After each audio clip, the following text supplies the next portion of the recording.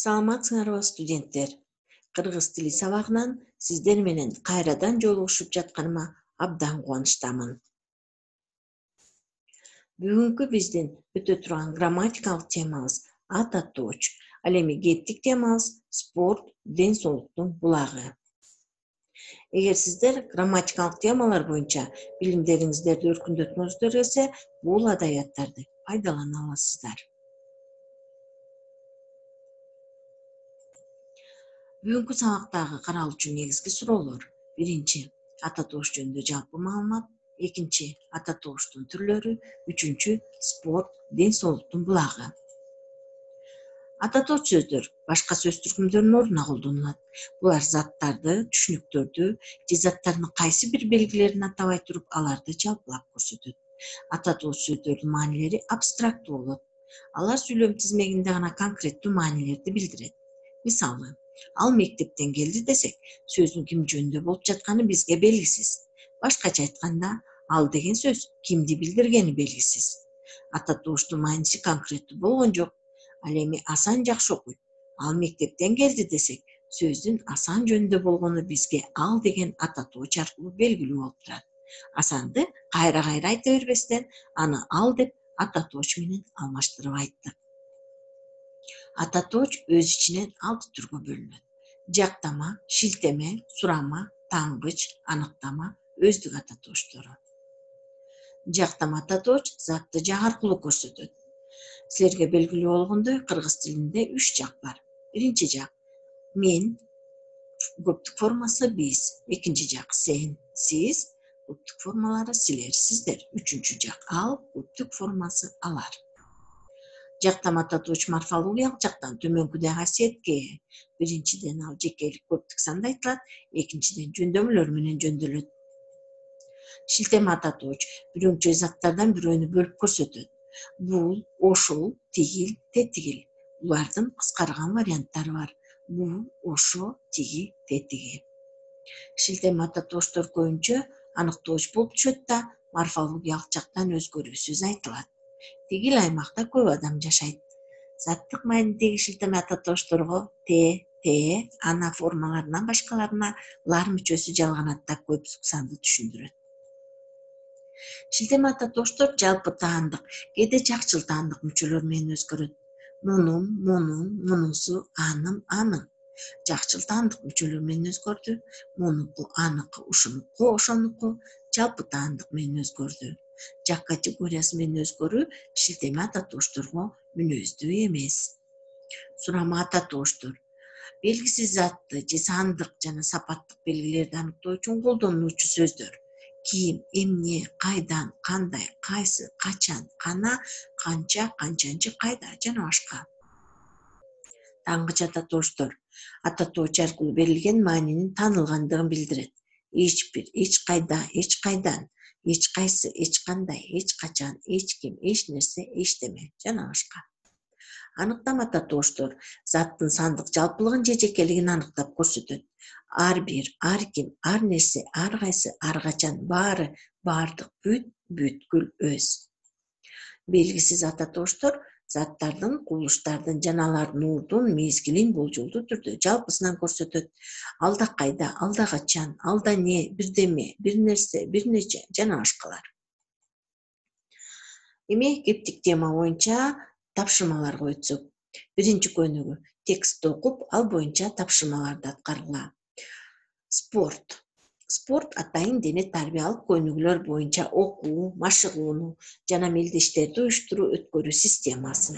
Спорт мелдешүү, жеңүү, эң жогорку спорттук жетишкендиктерге, рекордторго жетишүү максатын көздөйт. Спорттагы ар бир кишинин ар тараптан өнүгүүсүн, ден соолукту чыңдоону камсыз кылат жана өзүнүн массалуулугу менен мүнөздөлөт. Спорттук мелдештерге жана машыгууларга катышуу, ден соолукту чыңдоо бош убакытты максаттуу пайдалануунун эң мыкты шарттарынын бири. Спорт чечкиндүүлүк, туруктуулук, тартиптүүлүк, жамаатты сүйүү, жеңишке умтула билүү жана башка баалуу сапаттарды өнүктүрөт. Тексттен белгиленген сүйлөмдөн ата точ сөздөрдү белгилегиле.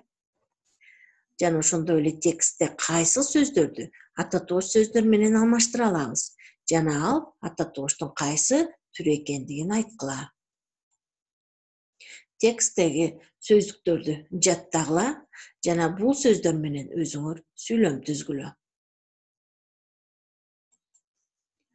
Кийинки көнүгүү. Сүйлөмдөрдү мааниси туура келген сөздөр менен толуктайбыз. Демек, сүйлөмдөгү боштукту төмөн жагында берилген варианттардан эң туура келгенин коебуз. Анда эмесе бардык вариантты коюп көрөбүз. Спорт адамдын күчтүү болуу, өзүн коргоо максатын көздөйт. Спорт адамдын сулуу, акылдуу, билимдүү болуу максатын көздөйт. Спорт адамдын ден соолугун чыңдоо, мелдеште жогорку көрсөткүчкө жана жеңишке жетүү максатын көздөйт. Спорт адамдын досторунун арасында кадыр-баркка жетишүү максатын көздөйт. Албетте, бул жерде эң туура келген жооп, вариант ден соолугун чыңдоо, мелдеште жогорку көрсөткүчкө жана жеңишке жетүү.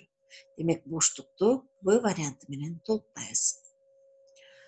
Демек, бул сүйлөмдөрдү үлгүдөгүдөй кылып, боштуктарды өзүңөр туура келген сөздөр, сөз айкаштар менен толуктайсыңар.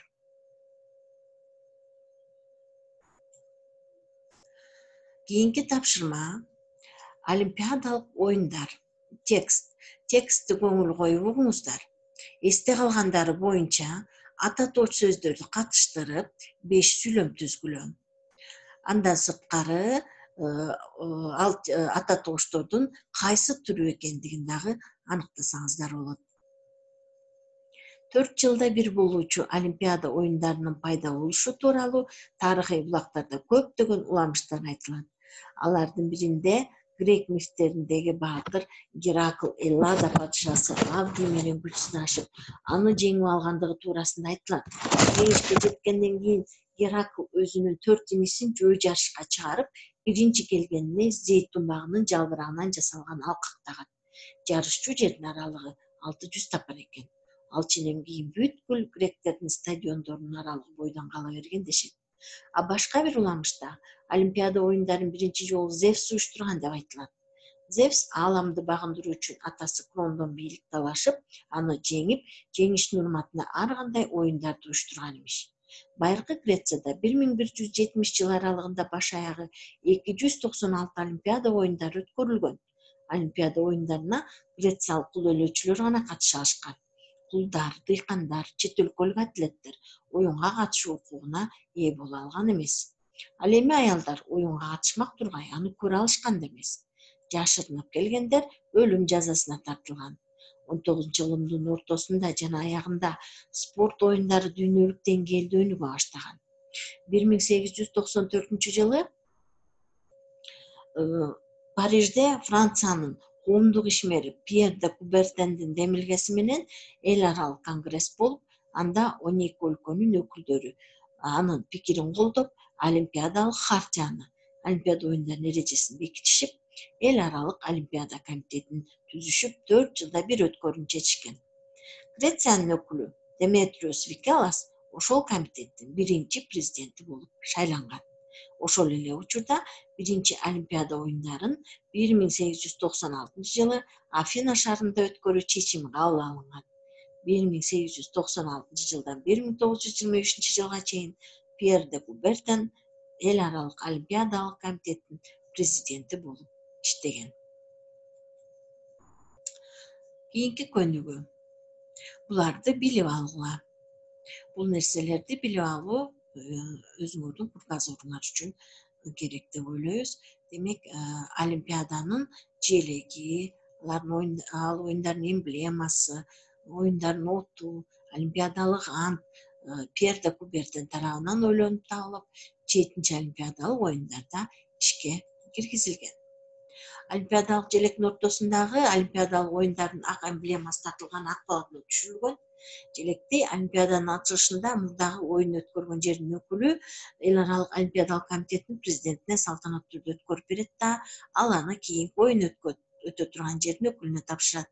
Желек оюн жүрүп жатканда олимпиада стадионунда желбиреп турат. Олимпиадалык оюндардын оту байыркы Грециянын олимпиадалык оюндары өткөрүлгөн Олимпиянын күн нурларынан тутанып, жалын менен күйгүзүлөт. Андан факел эстафетасы башталат да, ал оюн өтө турган аянтка жетип, ал жерден атайын чоң чөйчөктөргө тутандырылып, оюн учурунда алоолонуп күйүп турат. Олимпиадалык ант бардык спортчулардын атынан ушул оюндардын эрежелерин сыйлап жана сактап, спорт даңкынын урматы үчүн жана өз командаларыбыздын намысы үчүн чыныгы спорттук духта катышабыз деп ант беремин деген антты оюн өткөрүүчүсү спортчусу аркылуу өлкө желегинин жанында туруп алып айтат. Олимпиадалык харча. Бул Олимпиадалык оюндардын эрежеси 1894 жылы кабыл алынган. Анда Олимпиада оюндары 4 жылда бир өткөрүлөт. Алар ак ниеттүү жана теңдиктүү мелдештерде бардык өлкөлөрдүн ишкур спортчуларынын башын бириктиришет. Расалык, диний же саясий себептер боюнча өлкөлөргө жана айрым адамдарга карата эч кандай басмырлоого жол берилбейт.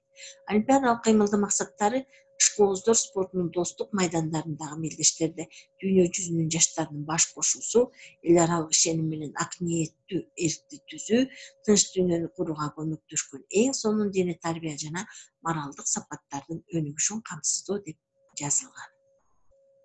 Олимпиадалык уран эң ылдам, эң бийик, эң күчтүү. Эмесе, бүгүнкү сабагыбызды жыйынтыктап жатып, үй тапшырмасын берейин. Төмөндөгү сөз жана сөз айкаштар менен ата тоош сөздөрдү катыштырып сүйлөм түзгүлө. Олимпиада, улуттук оюндар, акыл оюндары, муз үстүндө бийлөө, грек-рим күрөшү, спорттук мелдеш, жеңил атлетика, команда жана туруктуулук. Бул сөздөр менен өзүңөр сүйлөм түзсөңөр болот. Саламатта калгыла, көңүл бурганыңыздарга чоң рахмат.